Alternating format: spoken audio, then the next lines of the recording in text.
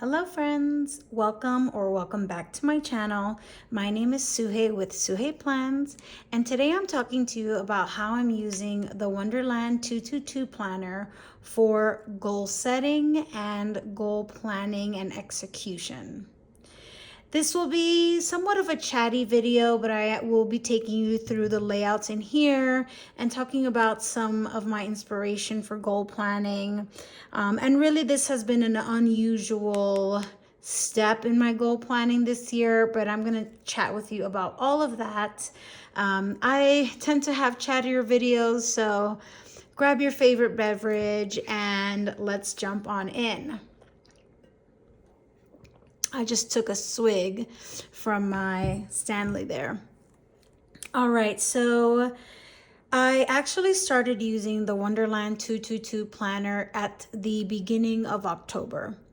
So I had changed my entire planner system sometime around July, August. And shortly after that, I realized that in that change, I no longer had a system for keeping track of my goals and my actions toward achieving my goals.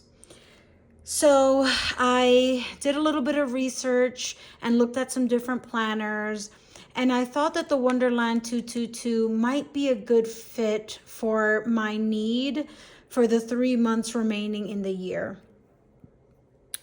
At this point in the year, the Wonderland 222 2023 planner was at a significant price discount, maybe 60% off or something like that. And while the idea of 9 months not being of use in this planner doesn't sound great, 3 months worth of intentional progress towards my goal to me was worth it. I really wanted to get serious about my goals in these last 3 months of the year. And so I thought this would be a worthwhile investment, even if so much of the planner is unusable at this point. So let's kind of jump in. And the way that I'll go through this is I want to take you through each of the layouts in the Wonderland 222 and how I'm using them as a goal planner. This is the B6 size. It's not the same B6 as a Stalogy. It's a different kind of B6, and I forget the country of origin, but there is a country of origin that does use this smaller profile B6. Inside, this planner is inside of an Eternal Leather Goods cover in natural, and it fits just fine, but as you can see, there's a lot of room here because this cover was designed to fit a Stalogy. All right, so this is a free sticker that came with the planner. And this planner uses Tomoe River paper, which is also something that attracted me to the product. Also, quick disclaimer, there is no pretty planning in here. This is for my goals and the goals I want to achieve, and sometimes that just means nitty-gritty, no pretty planning in here.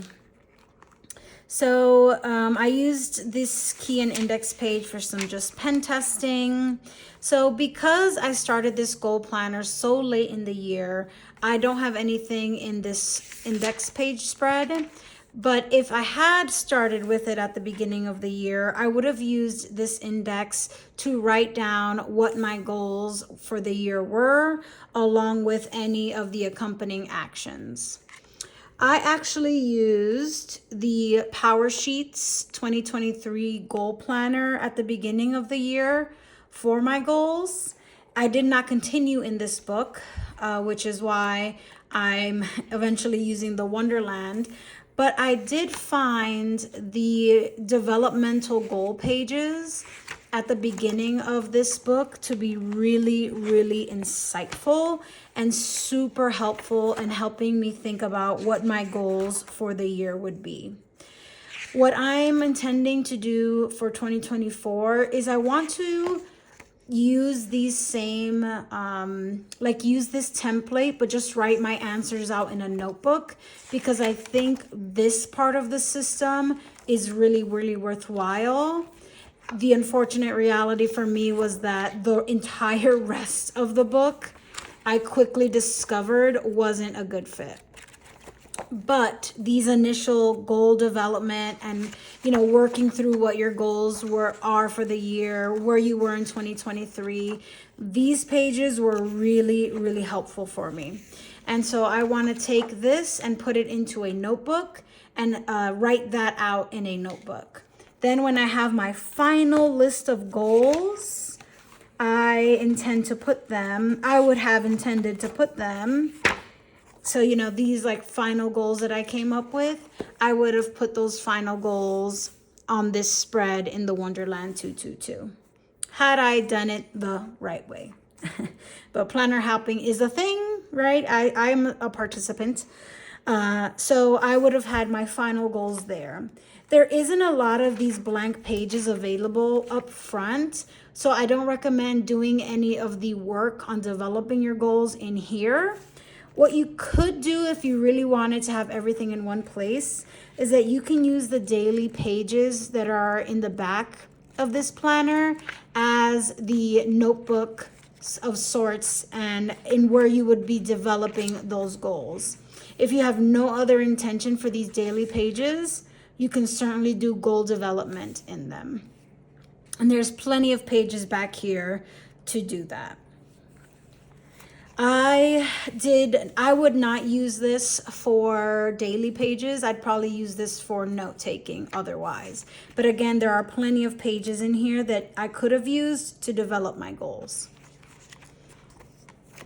Moving on, having these goals up front, and something that you can also think about is maybe sticking all of your goals on one page so that if things change halfway through the year, a quarter through the year, then you can update them on the other page as they change. And maybe instead of using this blank spread for pen testing, I could have done that, right? What are my goals? What do I believe are my goals for this year? And then maybe using the other blank pages to change them per quarter.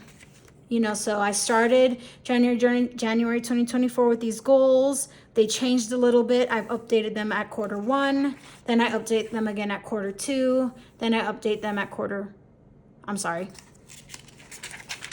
I set them at quarter 1, update them during quarter 2, quarter 3, and then at quarter 4. Again, that's how I would have used this spread if I had picked this up at the start of 2023. So then you have your calendar spreads. You can use your yearly tracker in a lot of different ways. There's a tracker in this planner, so I didn't have use for this, but there are different ways that I could have used this for sure. So this is another great spread in the Wonderland 222 that is kind of unique to this product. I would have used this to take my goals for the year and just map them out throughout the year. I think that when it comes to goal setting and goal planning, it's tempting to try to do all of our goals in the first quarter of the year, but that's just not realistic, right? So I would kind of refer to my goals and think about where I want to work on them at any given time in the year.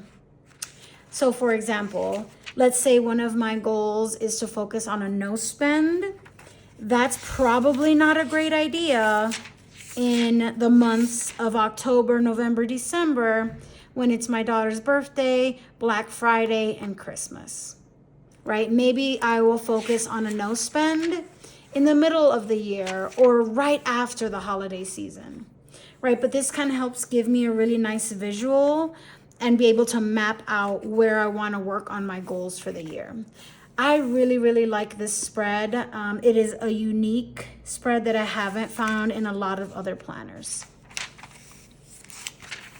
So because again, I picked this up in October, I've listed kind of what my priorities are for October. I haven't decided on my November priorities, but I have a pretty good idea of what I want to focus on in this month. So now that I know my focus The next kind of spread, there's this notes page that I could have used in different ways. But then following that, you have a routine tracker. And I really like this, this layout because there's a tracker page for each month of the year. And there are several rows for several different things to track. I am not bothered by all the blank pages. Again, I knew that coming in. So I'm using the trackers for things related to my goals for the year. So for example, for the month of October, November, and December, I really want to focus on a digital detox. I have so many photos and videos on my camera phone. It's really a problem. I want to do a detox there. I want to focus on fitness, and I want to focus on low spend, no spend. Those are two different things, trust me, I know, but I want to focus on that for the last quarter of the year. And so these trackers would probably have changed for me each month in the year because I'm just focusing on different things, right? But instead of trackers that focus on like the routine of life, vitamins, H2O, I'm not using this planner in that way, right? The tracker, the things that I'm tracking in this spread are directly related to my goals for the year. So I'm probably not going to fill out all of my tracker, like all of the rows, when I'm just focusing on those specific habits related to my 2023 goals or my 2024 goals. But that's okay because I still think this is really functional and this still really works. And I do appreciate the highlighted weekends. Can help you kind of identify trends in your habits. Moving on, we have a notes page and then an overview page. This is a great spread to use to write your intentions for the month. So I can flip back to my quarter and I can look to what I had mapped out for that particular month, and I can just include that in the overview spread. You know, I really want to focus on 1, 2, and 3 for the month of December. Those intentions can go here. Then at the end of each month, let's see if I find that for you. Then at the end of each month, you have a review page so that I can reflect on whether or not I lived out those intentions and how much progress I made on my goals. Many like traditional goal planners will have an overview and a review page. The Wonderland 222 does as well. You know, so I really like this feature. I really like this planner as a goal planner, and this is one of those features that really add to the functionality here for a goal planner. So then you have your monthly spread, and you can use this in a lot of different ways. Let me kind of flip to where I actually started in the planner. So here I kind of focus on what I want to focus on for October. Fitness, we're moving apartments, and some family time. And then October is not over quite yet, but when it is, I'll make sure I reflect on how those intentions went. And then I just have a sticky note because I have a good sense for what I want to focus on for November, but I don't want to commit. But I'll commit soon. But until then, sticky note. And this sticky note is from Rosie Papeterie. It's so beautiful, minimal, love it. I'll link her shop in the description below, as well as kind of all of the products that you're seeing in this video. So you can use the monthly spread in a lot of different ways, tracking habits, you know, in addition to the other tracker, a lot of different ways, very flexible, or you can use it just as is, as a calendar, right? And I think sometimes it's helpful to add my things that are going on in life here, right? Because for example, I have a dentist appointment on the 10th. A workout is probably not going to happen. I always get massive headaches after a dentist appointment. So you know what? The 10th is not going to happen for a workout. That's good for me to kind of know and plan into my day-to-day. Following the monthly layout, you have a vertical weekly spread. The B6, because it's a smaller book, it does stack its weekends. That's something to keep in mind. The way that I used this spread was that I used the top half to kind of write what my plans were for the day. And I usually did that the night before. And then in the bottom half of the column, I kind of just wrote how the day actually went. What, I intended to have a workout this day, but it didn't quite work out that way. And it's really, think of this as kind of like a journal of sorts, but on your goals, reflecting on your goals for that day. One thing that I wish this layout did have was a blank column either on the left or right hand side of the page to serve as a weekly overview, right? Because let's flip to this week in October. This week in October, I listed, this is one of the last 2 weeks to be really focused on working out, because I'm going to have some big things happening at the end of October. But I wish I would have had like a dedicated column to a weekly overview, so I could have made that kind of a note. What you can do instead is you can use this kind of sectioned off, if you can see that. Here, let me find a blank page. You can use that sectioned off area at the bottom as a weekly overview. But I don't know, I think in vertical planning, I would have also liked a vertical column for that kind of an overview. You can get that kind of a space, I believe, in a larger, like an A5 Wonderland. But I would argue that when you have such a specific purpose for a planner, as in the case with this one, it's a goal planner, a smaller size might be a better choice. Right? This is not intended to fit my entire life. This is just my goals. And so for that reason, I thought a B6 would be the right size.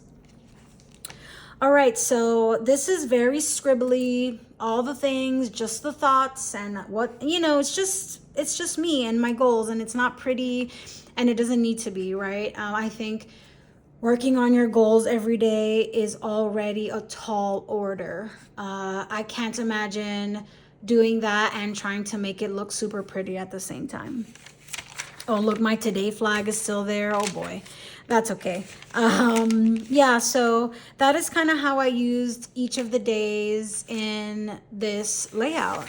What I intended for the day and then how the day actually went. Very much a journal style kind of flow in what I was writing in these pages. I find that I would have liked the weekends unstacked, but when I actually look back at what I wrote, I don't actually use up that much space on the weekends. So maybe that would have been okay, right? And so that's how I would use the vertical spread in the Wonderland 222. And the book kind of continues as such, and you get a bunch of those daily pages at the end. I've been using these for notes related to my goals, things related to our move. I created like a spread to do my digital detox. I had to go back to November of 2018 because that's like the last time. Oh my gosh, that sounds terrible when I say it out loud. But this is really like as far back as I had to go in my phone to really start cleaning up photos and videos. I have this bad habit of taking the same picture of my kids 4 or 5 times and then never erasing the ones that aren't quite right. And so I have such a terrible buildup of photos, and I really want to detox and be like at a clean slate for the new year. So then I just created like a spreadsheet, and I'm currently up to May 2019 with my digital detox. And every time I go through a different month in my phone, I'll just check that off. Whew, I got a lot to do, but that's okay. So that's how I'm kind of using these pages at the end. Random notes, random thoughts, anything really that is related to my goals that I want to jot down, I'll write in here. Ooh, and this page was actually me reflecting on using this book for goals. So I am really enjoying how I'm using the Wonderland 222 for goal setting. I am unsure whether I will continue in this planner for 2024. And I only say that because if you've seen my other videos, I am also going to be in a Hobonichi A5. And I am planning on doing this method in the A5, in the Hobonichi, because this is a big book. There's a lot of space, there's a lot of layout.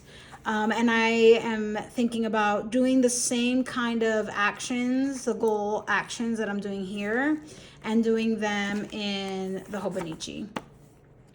I'm gonna see, like, giving it a few weeks how that feels. But I really have loved my experience.